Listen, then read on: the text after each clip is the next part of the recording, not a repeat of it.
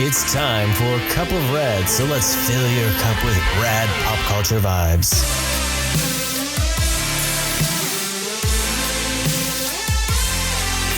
And now your over-caffeinated hosts, Mike and Katie.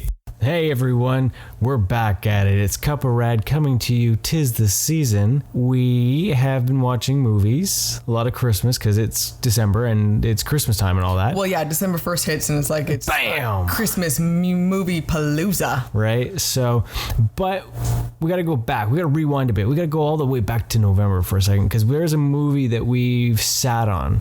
Yeah, we haven't included it. Didn't really fit into any of our So episodes. we're going to just blast into our review of Ralph Breaks the Internet. Yes. So first reaction to the movie for you. First reaction, I enjoyed it, but I wasn't as blown away as my original anticipation. I was really excited about the movie. It did disappoint me though. Me, I was super excited for this movie. I was like, Yes! like balls to the walls, excited, just like this is the movie I want to see. It was more exciting than Incredibles 2. Yeah. And then I saw the movie and I went, meh. Yeah. Well, when we're quiet after a movie, when it's like, what did you think? Yeah. And you didn't really say anything. It was like, okay, that's what it is. It's the, wow, huh, that was it, huh? Yeah. So pros for the movie. Yeah, pros for it. I still enjoyed the characters. I enjoyed the voice acting and the character development. I liked the direction they took for Vanellope. It made sense for the characters, honestly. I like the commentary on kind of the life when you have the friends each wanting to do different things and that struggle that you can have. And I still really loved the Disney princess thing. I was really excited about that. Well, that stole the entire film. But yeah, but then they threw all those scenes in the trailer. There was so much of it that I already knew about at the Yeah. same time and feel there wasn't a ton of surprise. So that was really kind of a standout. Whenever I Really? saw something new for that, I was like, oh yeah, that's really cool. It's like, but that's literally 5 seconds of something that I'm really excited about. Yeah. So really, the villain of Ralph Breaks the Internet was the internet itself, was the Disney marketing team, by basically giving us everything Yeah. out on all social media platforms, in teasers and trailers, in Instagram snippets. They sold the movie so much that there wasn't a lot left. They sold it a lot on the humor, and honestly, it's definitely more of a drama for something. You didn't get the sense of really what was the issue and some of the virus and all that sort of stuff, the extreme versions that he was taking. Yes, they did end up having a surprise. That was the surprise. But that surprise went on too long and got weird. That virus and the giant Ralph and all the bugs was an interesting concept, and I liked the idea, but it wouldn't end. And Yeah. I got to that point where I was like, seriously, this is just going on forever. Yeah. And then it lost its luster. Yeah, because of what it was. I was pretty sad about that. I saw a missed opportunity because I thought it was weird that they didn't take the opportunity to age Vanellope Yes. to fit the game she was in. When she went into the game. Yeah, at the end. when the slaughter race thing, they easily could have been, when they said that she was going to rewrite her code to make her stay in that game. Yeah. They should have aged her. I think that would have been a very poignant moment of her when she walked back in and her aging up to a teenager. Well, because then you can actually see the idea of friends growing up and changing. Yes. Right? Otherwise, she's just a snot-nosed little brat in a murder world that won't make any sense. Because honestly, if I was playing that game and you saw that, you're like, what the hell? Yeah. So yeah, I it think doesn't fit. So now she's going to be like this weird hidden character, and she's not going to really be able to experience the joy of being a video game character. Yeah. Now she looks, because she now is going to run the risk of it looking like it's broken. Yeah. Because it's like, what is this weird thing? Yeah. You know, you can't just trust that people are going to think it's cool that it's something strange. Exactly. So that was. I did like a lot of the racing around, looking at the internet, trying to find, oh, do you see this? Do you see that? Oh, Do you yeah, see there that? was tons That of good really fun Easter to see. eggs, Yeah, yeah. the Easter eggs with that. That was enjoyable, and I thought it was a funny commentary on how much we can sell with the likes and the retweets and all those sort of stuff, that it can be so out of hand, and just the ridiculous things that we can do to use the internet for things that are kind of pointless. So it was an interesting commentary on things, but it definitely left me disappointed because I was so excited about it. Yeah, the trailers definitely sold it. It was going to be a funnier film, and it didn't hit that mark. It did not hit the mark of a sequel for me. It's a middle of the road movie. It's not horrible, enjoyable, but but it's not. It's forgettable. Yes. I don't know if I'm more excited to look for any more Easter eggs and rewatch the princess scene than I am for anything else. Yeah.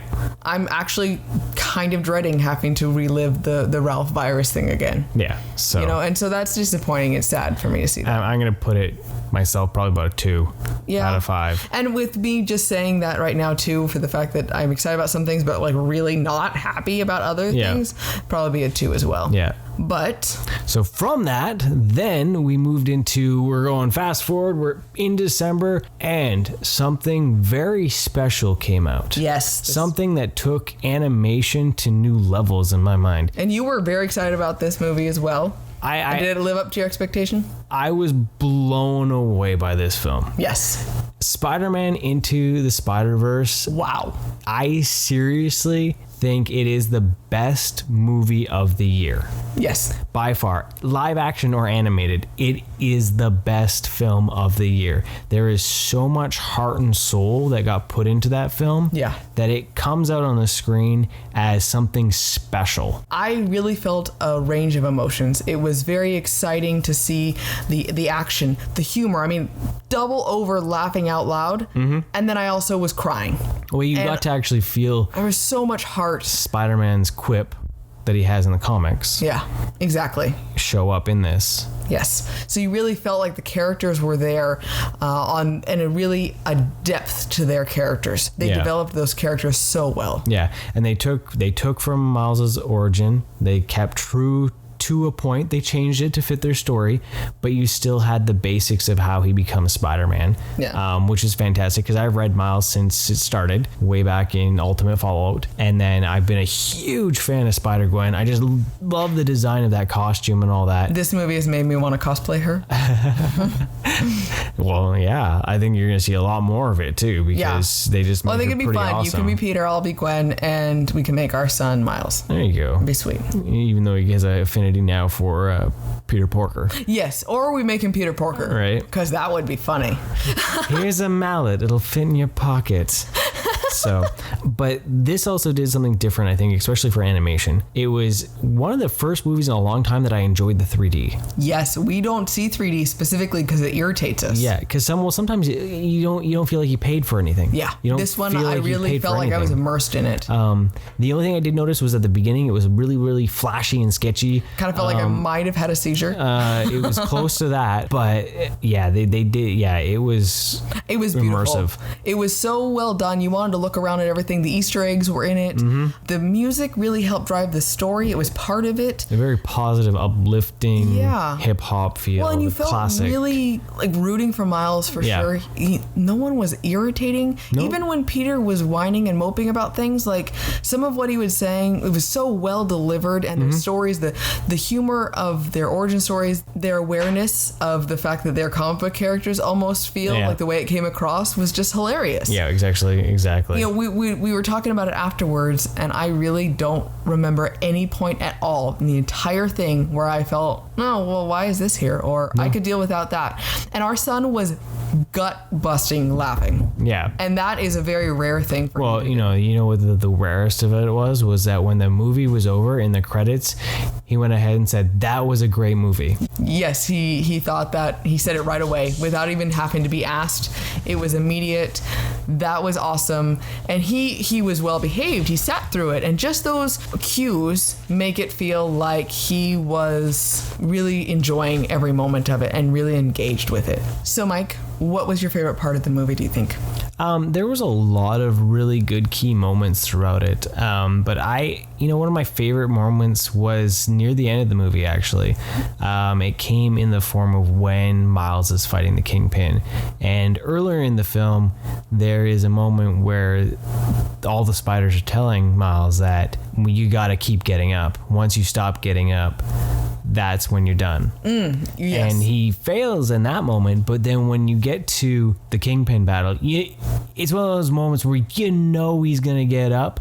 Yeah. But the way the film was designed and the music and the energy and just that excitement of seeing how everything was coming together. Yeah. It was almost like a real joyous moment for me. You felt the excitement. Yes, of the accomplishment of him. Because you were sitting there on an edge, like, come on, get up, and then it's and then it happens, and you're just like, yes. Well, even seeing that switch over, that was why it was so poignant with his dad standing there when you found out that he was so not a fan of Peter Parker, Spider-Man, and with him, he has no idea it's Miles, but it's like no, I understand that this is important for Spider-Man to be doing, and he's sitting there rooting for him to get up, and it gives me goosebumps, right? Yeah. There was moments in it because being a Spider-Gwen fan and a Miles fan, just seeing that and seeing it done so well, because as a comic book fan, you can see some really shitty adaptations of your favorite characters. Yes. And yeah, this is animated, but it's better than some live action films. Yeah. Well, because it's such a good story.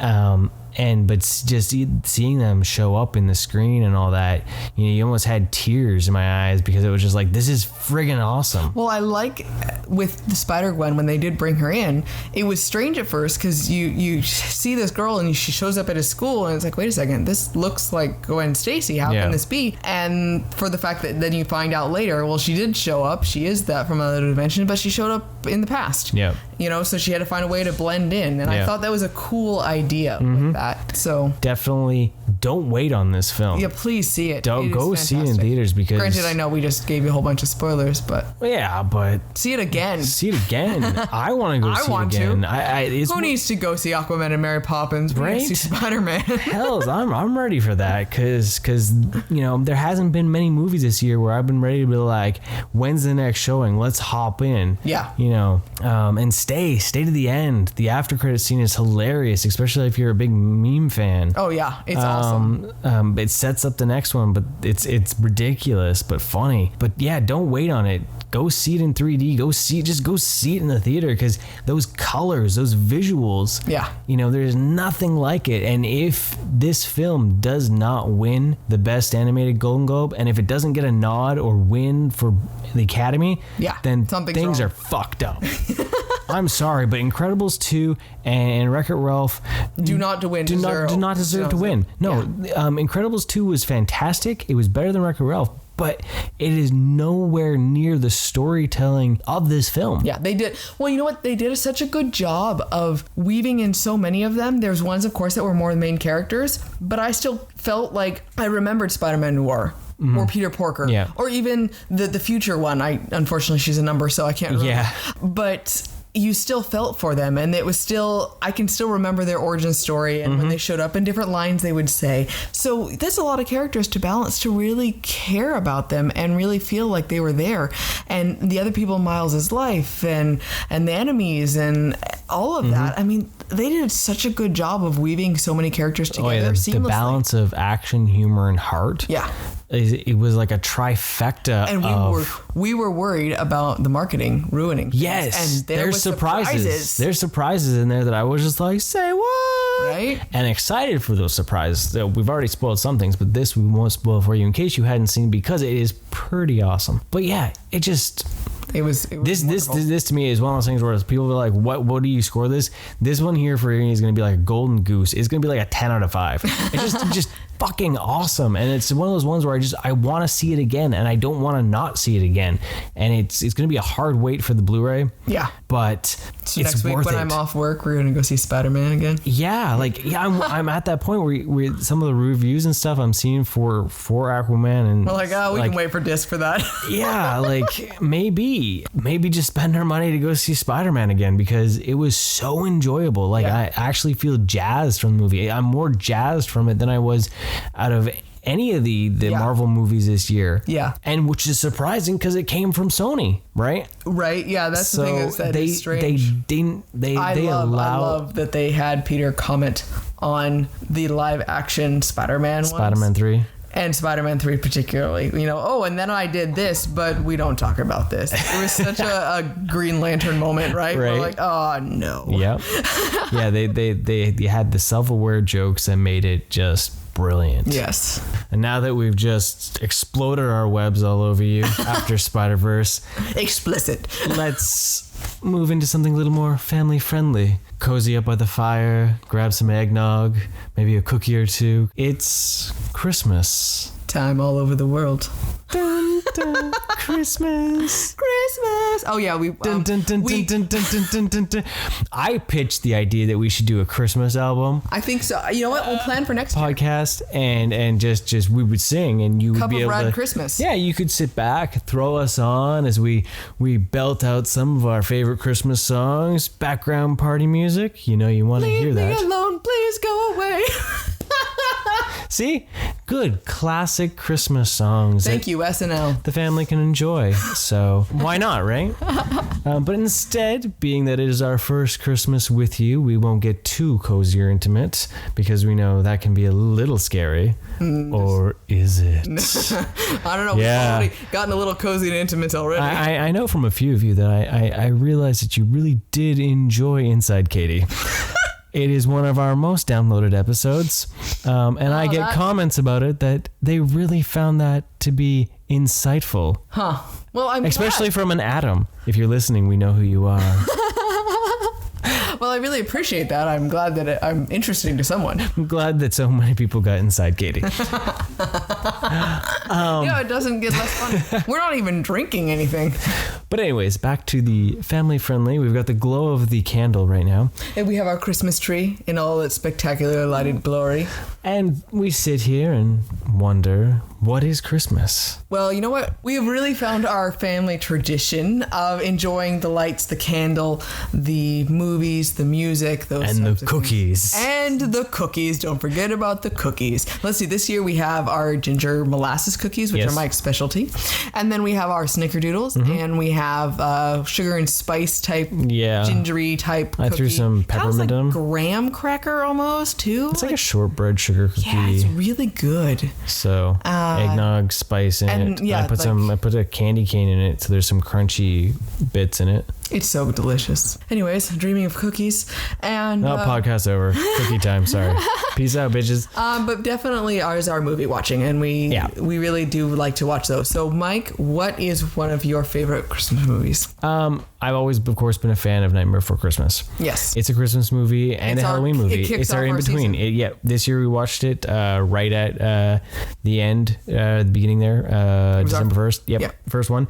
And I just love it. It's my ability to be merry and scary. Yes, it's So- perfect. It is an epitome of you in a movie.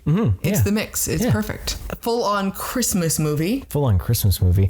Probably Christmas Vacation. Yeah. I love that film because it's just ridiculous. You know what? It's Every funny. single year, I grew up with that movie, but every single year I think, oh well, it's okay. I don't really need to see it. And then we watch it. I'm like, oh my god, yes, I love this movie so much. Merry Christmas. The shitter's full. I could line by line say every part of that movie, right? And We'll have the happiest Christmas since Danny fucking K. I remember when I was younger, and of course I would watch it on TV, and so it wasn't swearing. But I'm like, Danny Kaye, what is he talking about? And then when I got to be an adult and I met Mike, and I learned about White Christmas, and then I'm like, oh, now I understand that reference.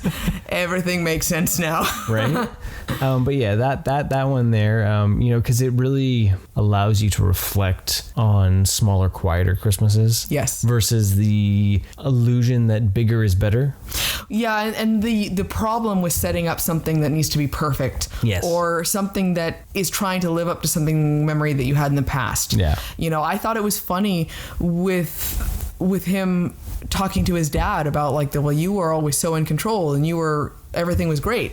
Well, no, his dad was drinking through it, and it was not nearly as merry and wonderful as possible. So it's the same issues that they experience as when you were a child, you just see the glow of it, and it is still the reflection of Christmas that it doesn't have to be perfect. It just needs to be enjoyable. And if you set too much expectations for things, it always backfires. Exactly. And that's one of the things I enjoy. But I enjoy the quieter Christmas. I enjoy the simplicity. Yes. So I think that's what's really cool. Well, there's a time and a place, and I love spending time with family, but then there's certain things that I really liked having the lack of chaos, and that's enjoyable. So that's what I see about the movie. It's that remembrance that bigger is not better. Yeah. So for me, it is not Christmas without watching, not any deep philosophical thing, but The Year Without a Santa Claus Because it's awesome. The year without a Santa Claus. It was a family tradition. It was something that was just always there. And the Snow Miser and the Heat Miser. And it just makes me feel like a little kid every single time I watch it. And I could say the whole thing. I love the songs. It still gets an emotional reaction from me. And it's just not Christmas without that. So we've already watched that this year. And then live action wise, I always love to watch Wonderful Life. Yeah, you do. It makes me cry every single time I watch it still. And I still just, I really love the story of it. So I'm a big fan of Christmas carols. I have so many of them. Yes, we have. We pick a few every year to watch. Yeah, I grew up with the Alistair Sim one, the black and white one. I love that one over all of them. And you introduced that to me, and I really enjoy it. Yeah, it's the closest to the story. I grew up with Mickey's Christmas Carol.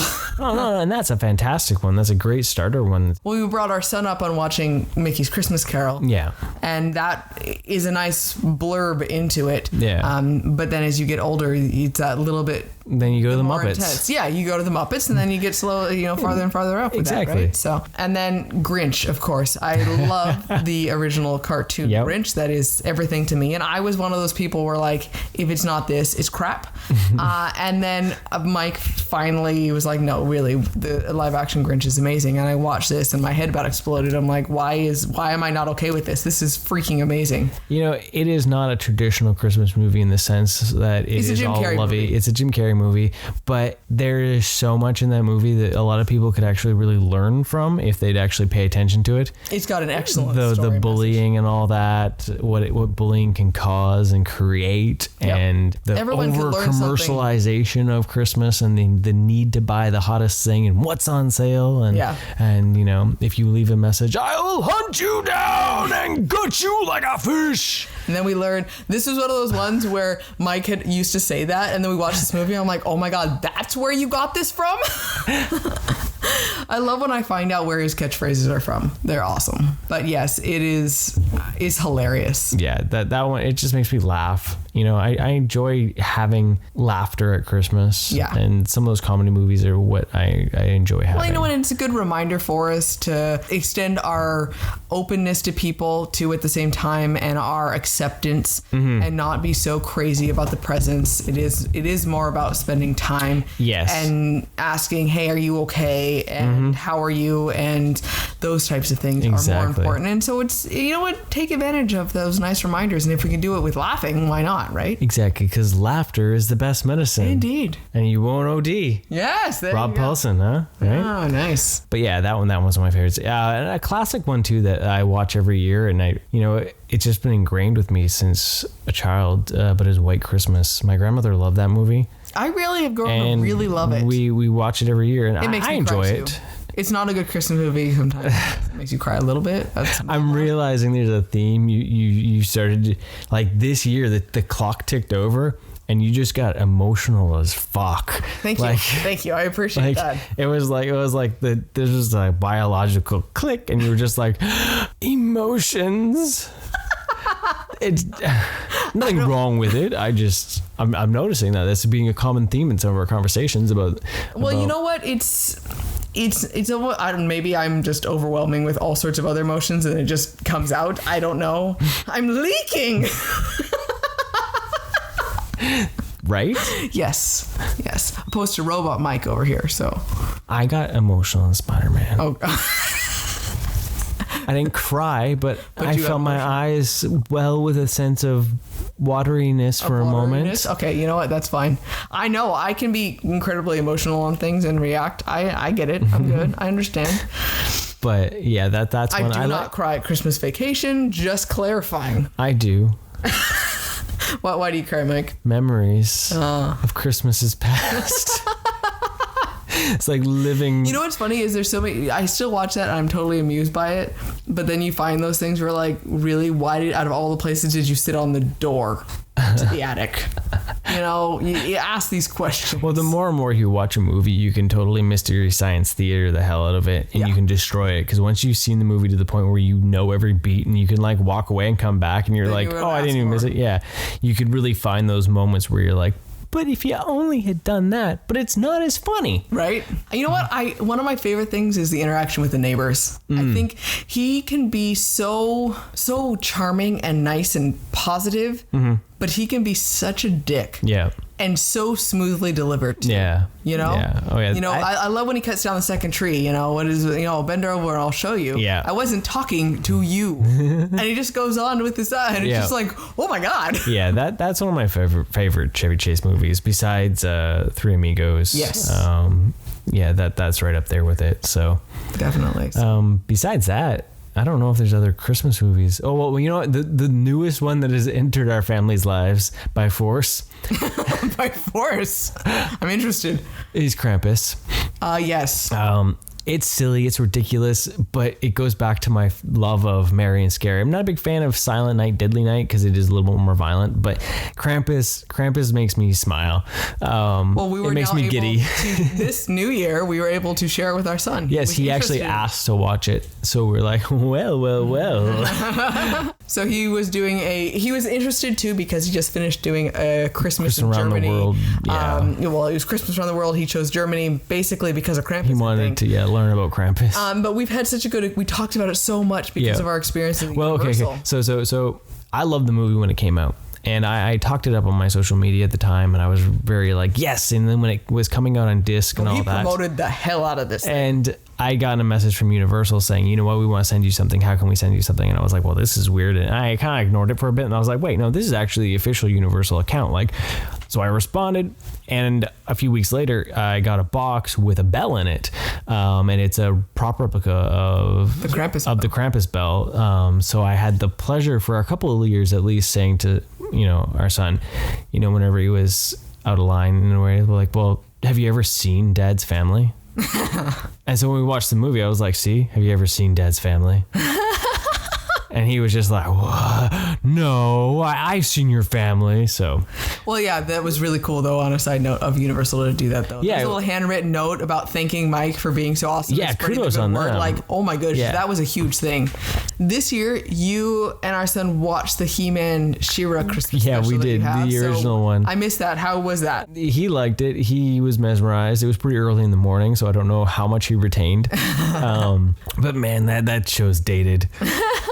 I know he sat back and was like, why are they taking the kids away from Earth to bring to Eternia and blah, blah, blah. I was like, I don't know. They did weird things in the 80s, man. Beats me. Yeah. We still got to watch our SpongeBob stuff. Oh, you know what special we watched that you absolutely loved? DuckTales. Oh my goodness. DuckTales, the new DuckTales. This new episode, it was a Christmas episode of DuckTales, was, pardon my language for talking about DuckTales, but fucking amazing. Oh my goodness. Yeah, you lost your shit laughing. Like, I kind of want to watch it. I really want to watch it. You were laughing so hard that sometimes I ended up missing something because you were just like off the rails. What's awesome is they play it up as if it was Uncle Scrooge was Ebenezer Scrooge type thing, and he says bah humbug, and Webby is like, oh my gosh, he actually said it. And here he is completely angry about Christmas and hating on everything, and the freaking out about Santa Claus was hilarious. Yeah, I want to know that story. Yes. But then he ends up being found behind closed doors, like drinking game with the ghosts of past, present, and future Christmas. Like, it was hilarious. Yeah, it was a fantastic episode. It's very rare do we see new cartoons do seasonal episodes. Yes. So seeing that they went there and they did a seasonal episode. I want to go watch that again right now. Okay, well then I guess we're leaving. I'll miss you. No, I can't do that to you. No, we'll finish off. I love you too much. Yeah, we'll finish this off good. You'll get webs all over your face. That's a throwback to Spider-Man. We can't leave you hanging here. So, anyways, off topic. But yes, that episode was amazing. Yeah. So if you can find the DuckTales Christmas episode for the new series, because it's... I mean, you should watch that series anyway. It is amazing. Yeah, you should. Just go find it now. Put us on pause and go watch it. We'll be here. We'll be waiting. We'll be waiting. We need to have our fireplace channel going on. Oh, that's what remember, we they missed. have different woods this year. Yeah, we saw can choose on between... Netflix. There was a couple different woods, birch and maple, wasn't it? Yeah. Or, I don't know. I didn't know. Yeah, I didn't know you actually could be specific about the wood that you had in your fireplace for the fireplace channel. Yes. It was pretty spectacular. Yeah. Look at how we have evolved. We have wood choices. Yeah. Yeah, it's mind blowing. You know what else we all watched this year that was pretty awesome that I enjoyed, and it goes back to my Merry and Scary. Sabrina's Midwinter Tale. Yes, that was enjoyable. It was a really good episode. Yeah. You know, it definitely needs to. It's not necessarily a special. It's just the next episode. Yes, exactly. So that was the only thing. It was like, well, this isn't a special. It needs to be watched. Yeah, because it has repercussions, and the ending, you're just like, what? Yes. So, you know, and it's going to roll into season 2, I would assume, with where it ended. But that's definitely a good one because I'm enjoying Sabrina, even though the beginning of it was a little rocky. Yeah, I've really gotten into it now. It just picked up. It got fast and furious and pretty awesome. You know, one movie we forgot to talk about was Elf. Oh yeah, totally forgot about that. Buddy the Elf. It's one of the best Christmas movies now. Oh yeah, we love watching that every year. Well, because it's so ridiculous, and I love the childlike joy that comes with it. And of course, because it's not a Christmas movie unless I cry, right? The theme goes on. The theme continues, and I still cry at the end because I hope you find your dad. I love our Narwhal Funko. The vinyl. Oh, I love it. We have a Narwhal. I mean, yeah, we do. It's fantastic. Why not just have a Narwhal? You know, Christmas Narwhal. I like singing. Singing's fun. Candy canes, I love, candy corn. You know what? Our son really took to the fact of the singing. You know, he really likes that. And so I do think it's funny because it is something that we don't normally do, but when it comes to Christmas, we're allowed to sing Christmas carols and Christmas songs, and it is that joy that can come around. But I think it's just such an awesome concept on how they. Oh yeah, it's super fun and cute and all that. So. Yeah. You know the other one we didn't talk about? Oh, we missed another one. Well, I think we're really talking about ones we've watched though so far. Yeah, I think we get overwhelmed because there's so many of them, and we're like, oh yeah, that one. Oh, that one. Okay, what else do we miss? The Santa Claus. Oh, that is a classic. Original. The sequel's not so much, but the original. I love that movie so much. Right? So much. That's another really awesome idea. Sleep buck naked. I love when she questions, what did you do last night? What did you do? And his response is just wonderful. You use that all the time. I think you love that. What he did was taking shots. Oh, we had some brown liquor, field dressed a cat. Look for women. He delivers it so well. See, we need to watch it because I'm falling behind him. Yeah, recording. There we go. But I love that one too. It's a classic. Anything else we're missing? I don't know. Well, there's always the Christmas carols, like the Muppets and we talked Scrooged. About Christmas carols already. Yeah, but we talked about the Christmas Carol. True. We talked about the Disney Christmas Carol. Yeah, Mickey's Christmas Carol, but we didn't talk about a Muppet's Christmas Carol. We mentioned it as a stepping stone. Hey, do you know what I saw? I actually saw that there's people that grew up only with the Muppets Christmas Carol, that they thought that they never read the story. They thought that it was actually the Marley brothers, not just Marley by himself. Oh. There's a whole thing on Twitter about it. That they didn't realize that it was supposed to just be Marley. So it's like they never read the original story. They only ever watched the Muppet Christmas Carol, and that's what they knew. And that just blew my mind. Well, yeah, because even for me, like I'd always known different versions of it. I'd never seen the Alistair Sim one, but still, you just get used to the fact that you see so many different stories. Can't believe that people haven't read the original, because that was required reading, I think. Ironically enough, though, I read lots of Dickens in high school and everything. I have never actually read the Christmas carols. Oh, okay. Well, then you're dumb. I am not dumb. Thank you very much. But apparently they just decided to read other Dickens stories. I guess. Yeah, it was just a weird thing. Like I just didn't totally. But I figured out without reading the book. There you go. Boom.